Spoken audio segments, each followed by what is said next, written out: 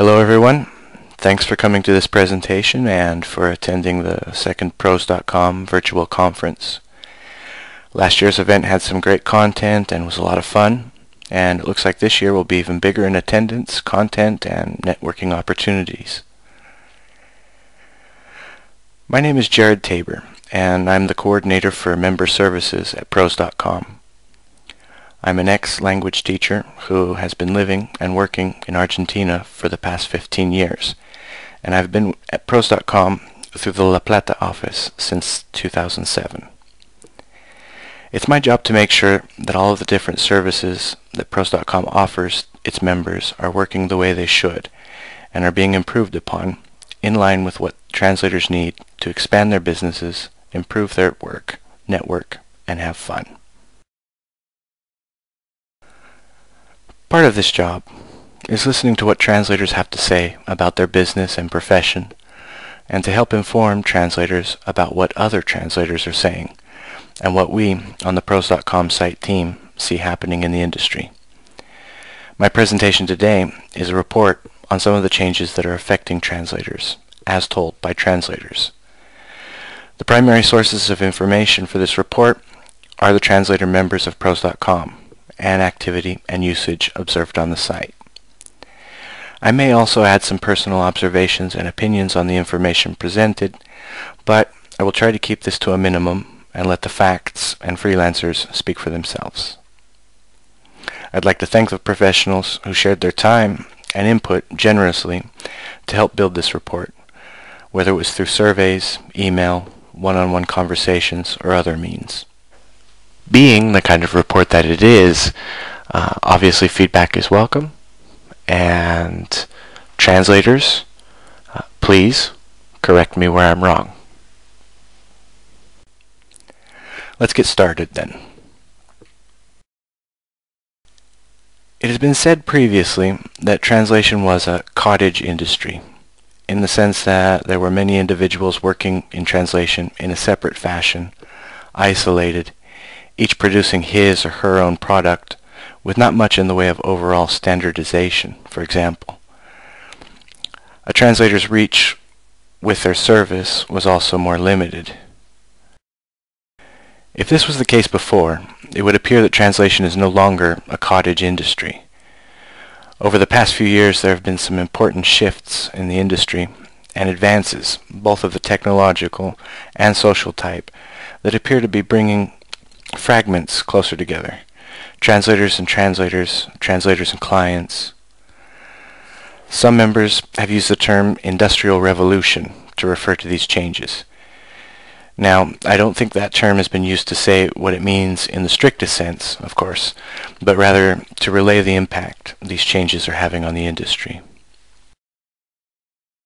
Translation is happening faster, both the actual translation and the turnaround times for projects. Demand is up, and the demand for quality is increasing.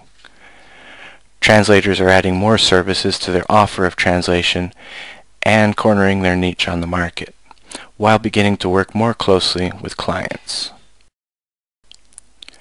Some of the trends we'll look at today represent important challenges to freelance translator work. Others represent an opportunity for each translator to better position themselves to thrive in the industry. The main trends we will be looking at can be broken into 6 different areas. Those are efficiency or productivity, collaboration, 3, which is actually 3 separate trends, but trends which are closely related and among which there's a great deal of interplay: specialization, quality, and rates. Direct contact with clients, diversification, and finally, demand. Efficiency. It is difficult to deny that translator productivity has increased. If we go back maybe 10 years or more, those who were translating then remember some of the time-consuming aspects of freelance translation, which have either been reduced to a fraction of the time that they used to take, or eradicated completely. going from bookstore to find term help resources or field-specific references, making the rounds in person to agencies in order to get clients, doing test translations by postal mail, performing word counts manually, are some of the examples. Newer arrivals to translation came into an industry where the web, email, online terms and research resources, automated invoicing, and other advances had increased the speed in which tasks can be done and increased the speed at which they are expected to be done. You don't need to go back 10 years to see the increase in productivity, though. Recent advances in CAT tools and the means of passing work and doing work online, for example, are further boosting translator efficiency. Translators are spending less time on non-translation tasks and more time translating. Translation memories, or TMs. TMs are now a given.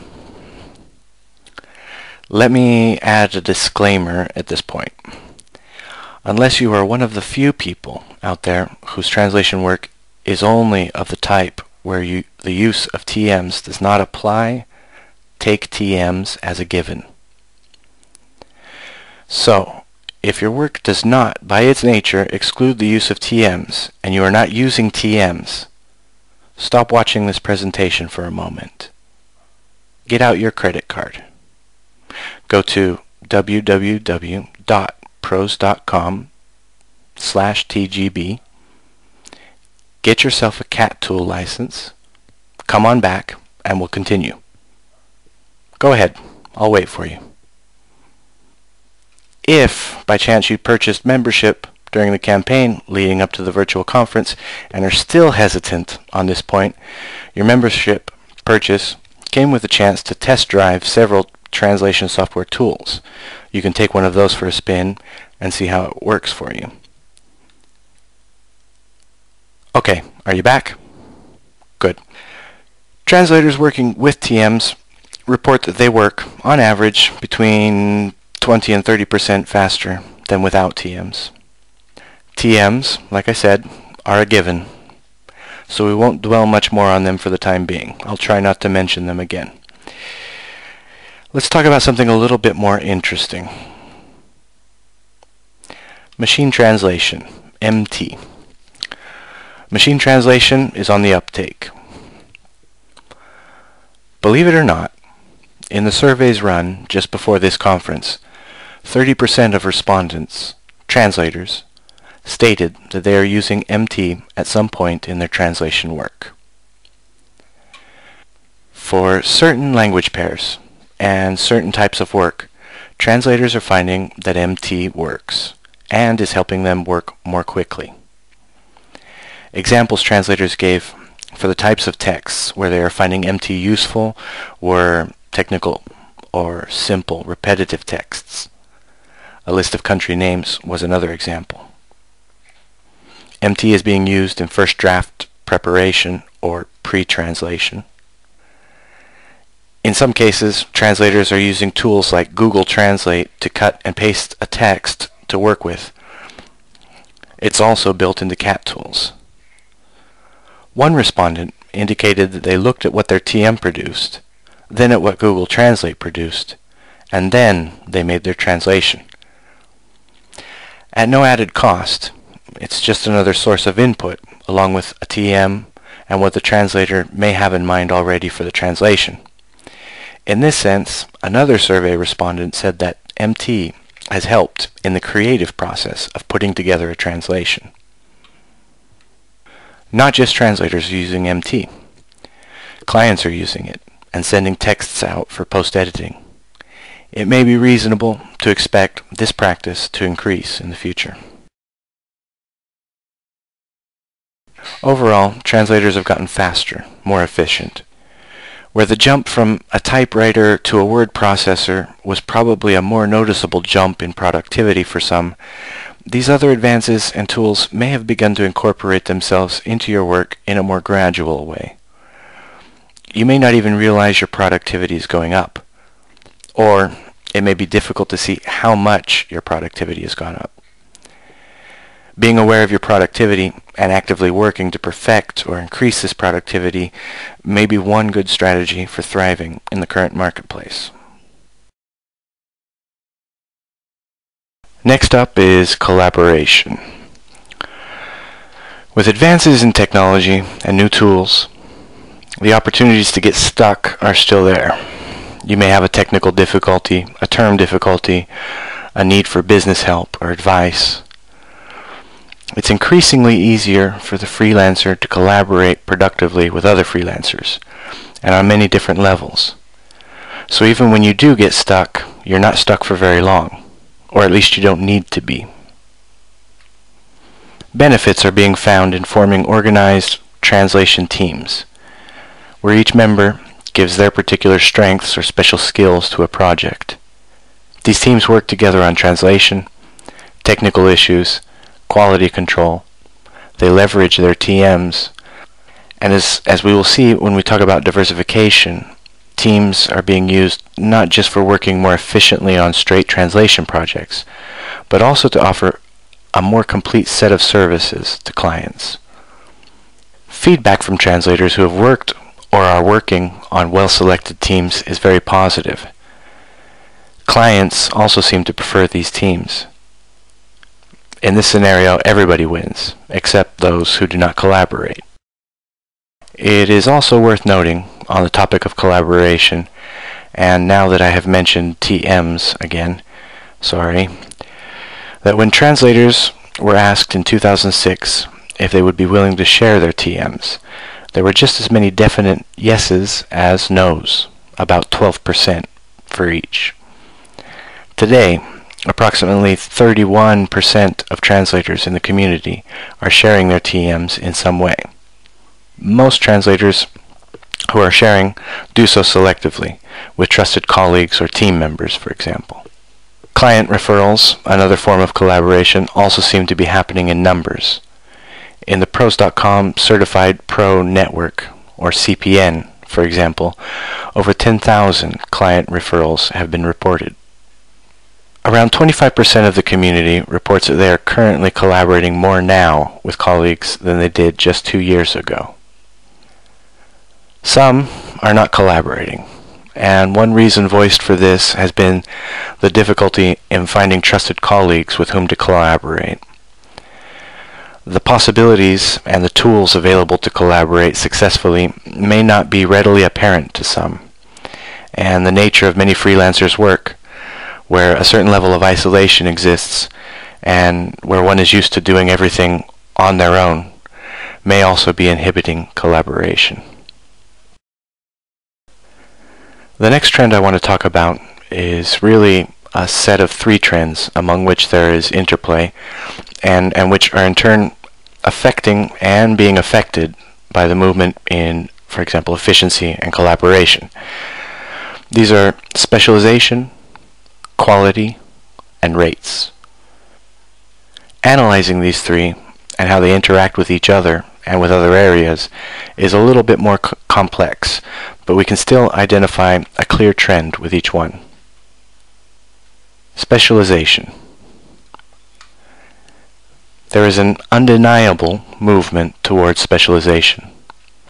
Clients are looking for experts in the field in which they need work done. A recent survey asked translators if they are marketing themselves in one or just a few fields of expertise.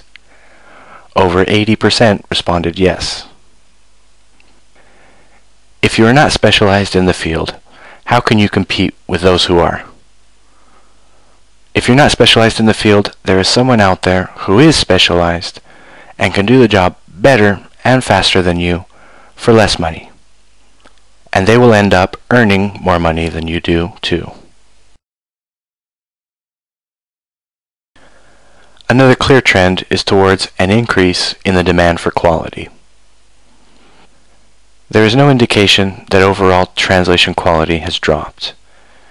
In fact, 3-to-1 translators asked reported that they see the demand for quality rising. Everyone asked reported that their own quality was going up, of course. but it is important to note that translators also reported seeing the quality of other translators' work on the rise. Clients are also expecting greater quality. This is not surprising in the context of an increase in efficiency and in light of the tools available which make providing higher quality and quality control easier. Some translators do say they see quality remaining the same or going down, and some translators do say that clients care less about quality. This is possible. I imagine there's room on the market for cheap, low-quality translation.